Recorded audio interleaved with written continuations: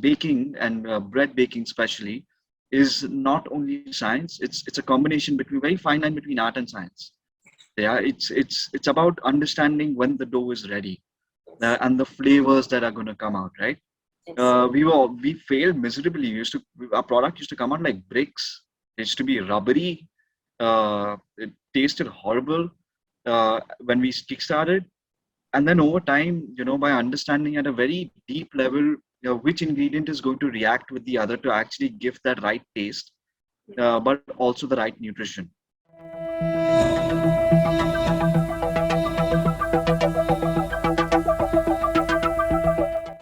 Hey there, welcome to another episode of Voice It with Karishma. Today we have a very special guest with us. He is the founder of a very interesting company known as the Health Factory. His name is Mr. Vinay Maheshwari.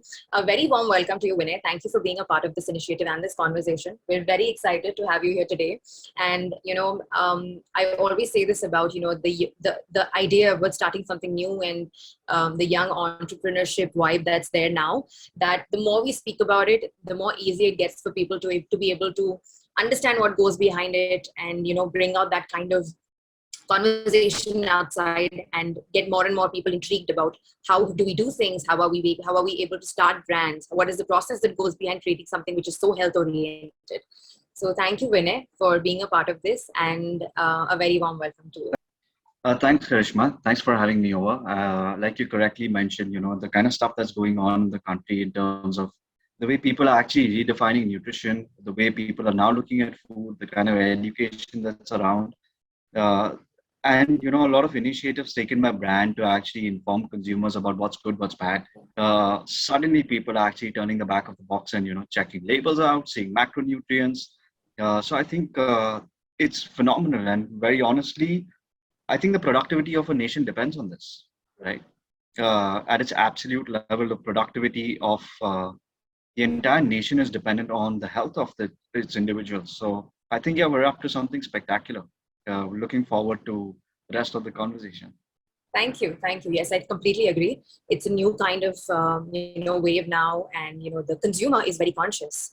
Every single consumer from a age bracket which does not exist anymore, from young adults to mothers to fathers to even grandparents, becoming so conscious about the kind of food that they bring into the house and they feed everybody else. Um, so Vinay, tell me about your journey overall. Like, how is it that you started working in the health space? How did the brand come about? Tell us something about your journey. So I think that's a very interesting one. It's more like a fairy tale kind of a story that actually helped me start the health factory. Right after college, I started working in a pharma company as an assistant to the CEO in their FMCG side of business. His name is Ken Palazzi. And that year of training for me was a lot of attitude training where my job was to get the job done. And that's the only title that I was given. Your job, when I is to get the job done, which means being a BBA graduate right after college kind of put me under the machine, asking me to fix a machine without having any engineering background. At the same time, looking into product development, where I was working very closely with him to understanding factory operations and stuff like that. And during this period, I was getting a very good hang of what operations is all about and how the back end of the business actually functions. I was also exposed to a lot of BD and it was like global BD. And very interesting story is every morning when I was leaving for work, I was doing 6 slices of bread with a can of beans slash vegetables. Then bread was my staple. Like I'm a bread lover. I need my bread. And every morning I was doing that as a staple diet. And my parents coming from Rajasthan were always on the lines of roti sabzi kha ke jao. For me, I couldn't do the concept of lunch for breakfast. Yeah. Yeah, and became very difficult to like actually start your day with that kind of a meal. And I've been fairly fit throughout, and still they said that you're not going to realize the impact of this when time passes. Yeah. And one morning there was no bread at home, and they decided to actually stop bread. And I took that very seriously.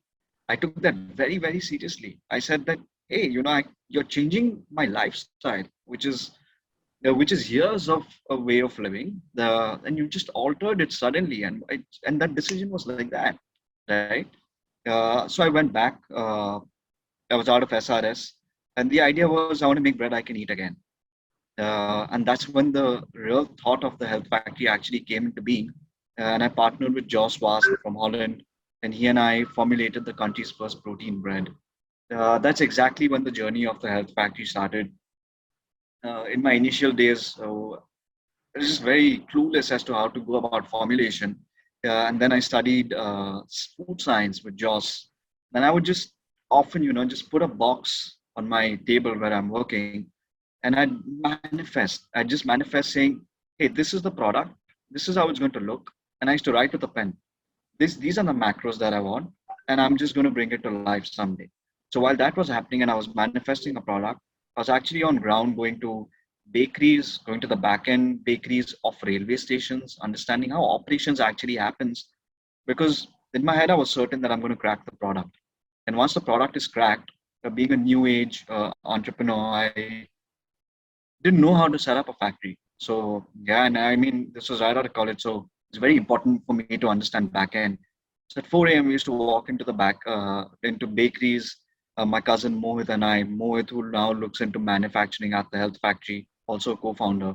And he and I used to walk in till from 4 to 5 a.m. And understand how manufacturing actually happens. Once we learned that, and when Josh and I cracked the product, I knew what operations would look like. I knew what logistics is like because not regular logistics, where you send the product, it's received. Your timing is critical. It's perceived as a product which is eaten for breakfast. At the same time, that time is very critical. So we finish baking by 4 a.m. and by 9 a.m. the entire city has bread. So a lot of experience that came in Absolutely. even I from feel like walking into these bakeries. I feel like this thing that you just mentioned, that I think the grassroots level work is so important over here. It kind of like whole very strong foundation exists. So this thing, now with the whole health sector, and with more and more people being so conscious about what they eat, right? Every time that you thought of doing a bread in a different way, did you have any personal limitations, or did you get any kind of like limitations from the outside, wherein people told you that, oh, but no one's eating bread anymore, like everyone's going gluten free, and like, what is the whole deal about changing something which is just so common and adding an element to it, just so that we can kind of like, create a new product from something which is so conventional? So, tell us something about that process. How did you kind of like go through That's a that? very interesting question. Of course, we didn't have dollars to do extensive market research to understand what's good, what's bad, and what the mass has to say about a product like this. Uh, my journey and my survey was limited to 5 people: my friend, a busy professional, a gym goer, my mother, and me. I said, what is it that we all want? And those were the 5 things that I wrote on paper. Is see, if I can start supplying this product to these 5 people, all I need to do is now multiplicate these guys. Right? I need to find lookalikes. I need to find similar me's. I need to find similar Mohits. I need to find similar Sunnies. Yeah, and that's where the journey was. In terms of reinventing the product, we've not done that. What we've done is my pitch is always taste comes first, then texture, and then nutrition. We deliver bread. There's no difference in taste. There's no difference in texture. It's just with added nutrition. So from that angle, the perceived value where the consumer was now thinking, hey, is this like rubber, or what is it going to taste like? And people also ask us, how do we eat this? I'm like, how do you eat bread? It's just bread. And what we were able to do very successfully is make bread be like bread, and it is just bread. So we coming back to that, we just deliver something which you and I eat regularly. So Yes. yeah. Yes. Wow. So from yeah. Everybody has childhood nostalgia with the whole aspect of bread, right? I mean, you clearly mentioned this aspect where it's such a big lifestyle for you, right? Yeah. When you were told to wean off it, it somewhere down the line created a very negative impact with you. This is one of the things why, when we work in the space where nutrition is so important, and we're doing consultations with people, right? When someone comes up to us and tells us that, oh, so now because the trend is gluten free, does that mean that my diet is going to be gluten free? does that mean that I'm never going to eat bread again, because I have this certain kind of an ailment, right? And over in my practice over the years, I realized that we can't really do this. We can't create a stigma around a certain product. We can't create a stigma around a certain kind of food, because you don't know what kind of emotions people have with that kind of food. To restrict something like Absolutely. ice cream, to restrict something like toast, to restrict something like bread or sandwiches, and creating a very limited diet or limited kind of a palate for somebody becomes so psychologically damaging for that person. And it's something that we've realized with working so closely with so many clients. And I feel like when you came up and you said that, I just want to create bread which people would be so comfortable to eat, and they would be like, yeah, it's okay if we indulge in this, it's no big deal. We're having this whenever we feel like, and we're not having a stigma where this is not good for our health. So I feel like that's really nice. That was very cool to kind of like think of in place. So we're always thinking of how can we solve problems. I always say this about products, and I'm sure you, coming from a background that you're coming from, have this basic pitch of, if there's a problem, how do we solve it? That's it. you I know think that's the gap. yeah. Yeah, that's it. I think it's just that's it. Yes. It's you pick that problem, you go after it, and you start solving. And like you said, like that psychological damage where you're asked to go off a food group, which consumers have been eating for years and years and years. It's. I think it pushes the guy back, saying, "Hey, this is off my diet." Which is why we also have a very cool line. We done by all our products, at least the bread categories. Our tagline is "Bread badlo aadat nahi," right? So the idea is literally bread badlo aadat nahi, and we're not a brand that just because we're marketing now say that leave everything and eat this because this is going to solve for everything in the world for you. We're not telemarketers. We're not saying that eat this and your life is set and you've reached all your nutritional goals. We're saying we're just good product. We're Yes. just good product, and all that we say is, you anyway eat bread. Why don't you try this? And the moment we're entering the house, the taste, the feedback is phenomenal. So with our subscription model, we've entered a single household more than 600 times, Fantastic. which means that's the kind of retention, because that's the kind of stickiness the product has. Yeah. Uh, and the kind of feedback that we get when we call them to renew their subscriptions and say, hey, sir, your protein bread plan is over. Would you like to continue with the plan? Yeah. And we've actually received messages saying, yeah, till we die. Yeah. So it's phenomenal, because what we successfully did is we got the product to just be the product, what is Yeah. already being consumed by these guys regularly. So yeah. Yes. So tell us about that, Vinay. Tell us the fact that what went into kind of um, designing the product, what went into creating a price point which was comfortable for everybody, what went into you as a young entrepreneur, you as a founder, thinking, what is my 5-year plan with this kind of a product that I'm introducing into the market? And now we've entered the health scape, the whole health scenario of a product. So tell us how you kind of approached this when you started. That was really hard. The formulation that we've cracked is not simple. It's carefully studied ingredients, which are globally sourced, and with the kind of expertise that we have on our panel, with Joss being around, it makes it relatively easier. But I'd use the word relative because it's still not easy. Because the kind of permutations and combinations that we need to go through to understand how which protein is going to react, because baking and bread baking especially is not only science, it's a combination between, very fine line between art and science. Yeah, it's about understanding when the dough is ready, Yes. and the flavors that are going to come out, right? Yes. We failed miserably. Our product used to come out like bricks. It used to be rubbery.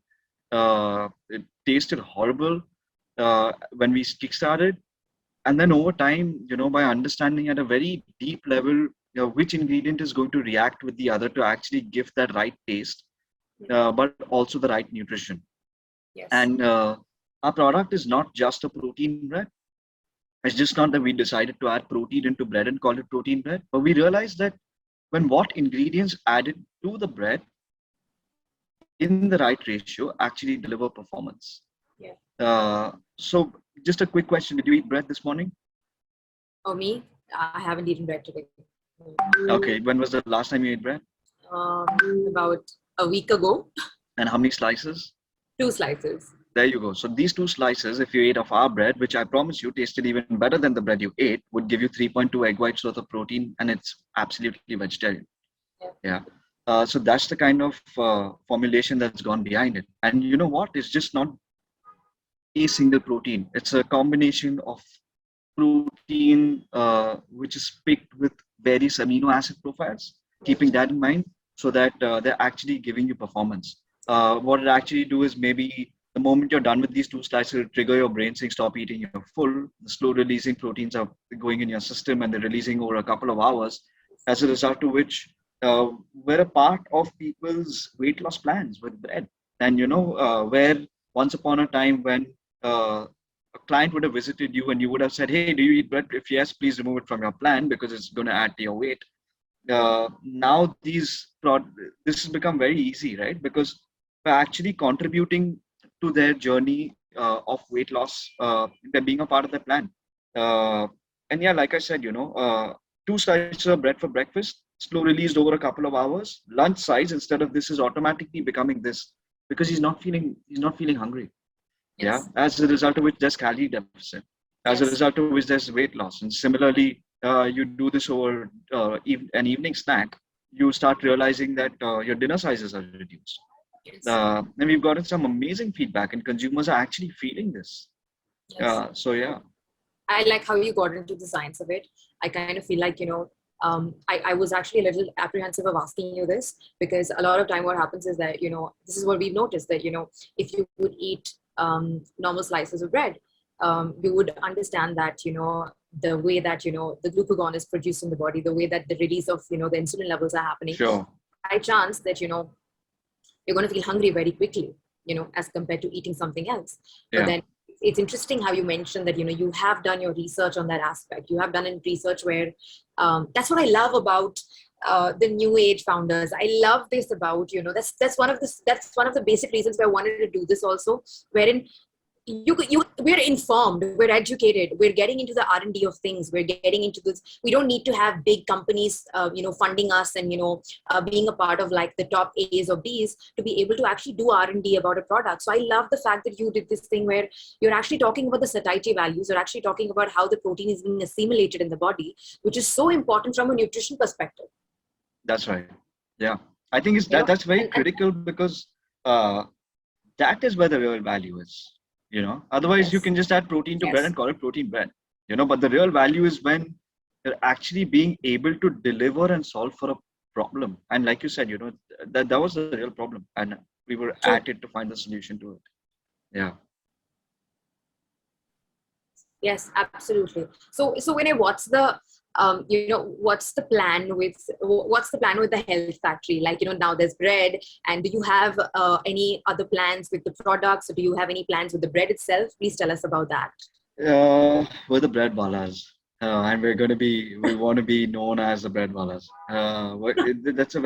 That's a good question again, because a lot of times what happens is brands get carried away with the product lines. They want to diversify, they want to widen, they want new products, new categories, uh, and as a result of which, being at least for us, we're a bootstrap business.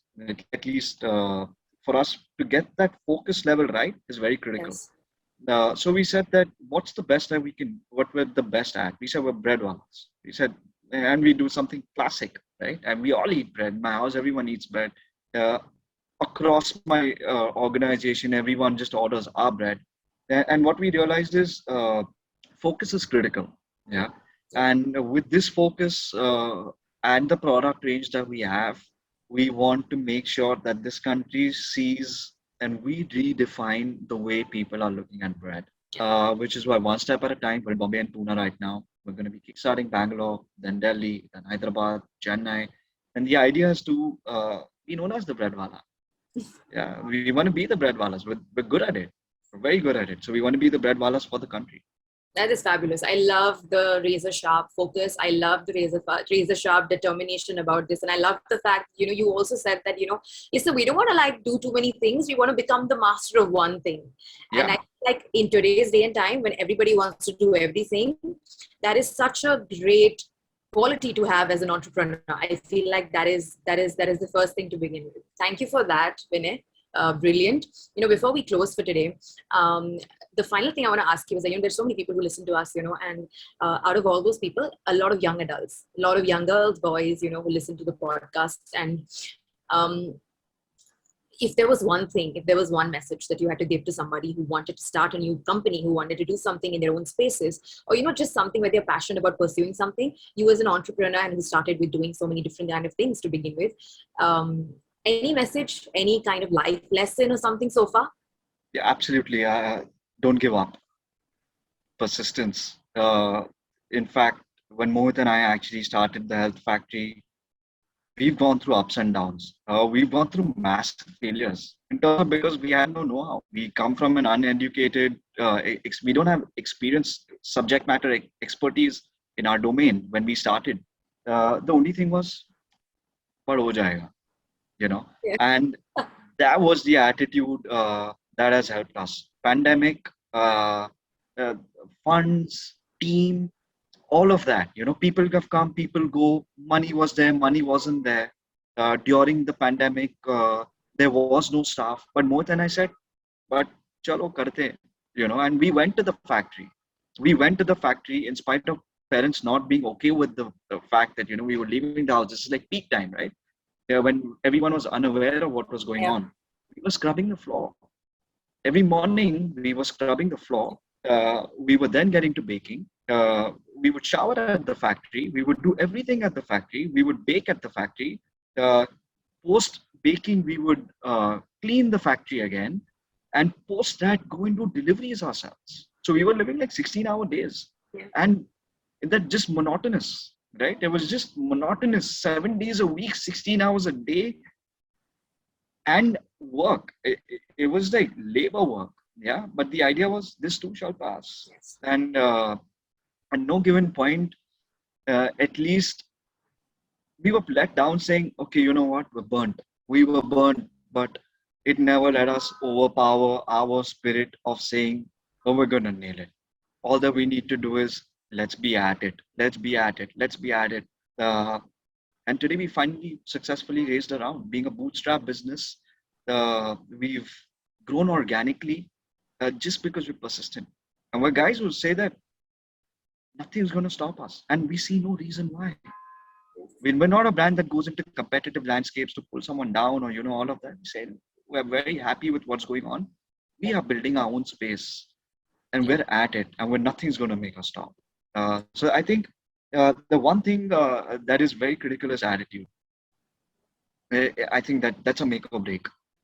Because there are so many times, right? Because when you start out, it's when you put that Excel business plan, it looks phenomenal. And when you get into execution, yeah, you're like, hey, dude, what did I just put on the plan? It's not achievable. But then to fight through that, to make sure that you're hitting your numbers, to make sure the team is in place, to make sure everything's on point, is the hard part. And in that, a lot of failures happen. The idea is just not to give up. Just keep at it. Wow, that is beautiful. That is a great piece of advice for everyone who's listening. I feel like um, I would absolutely agree with each word that you said, because if you don't have perseverance, if you're not very persistent about doing things, it doesn't lead you to the peace that's going to come after that. Yeah. So I feel like that's very important. Thank you so much, Vinay, for sharing all these beautiful insights about the kind of work that you've done. A beautiful message for everybody who's also tuned in. And I feel like it's been such a nice conversation that we've had. All the best and all the more power to you and the company. Thank you. And it's been a pleasure to have you on board. Thank you so much for doing Thank this. you. Pleasure is mine. Thanks for having me. I'm glad we could share this insight. Yes, thank you.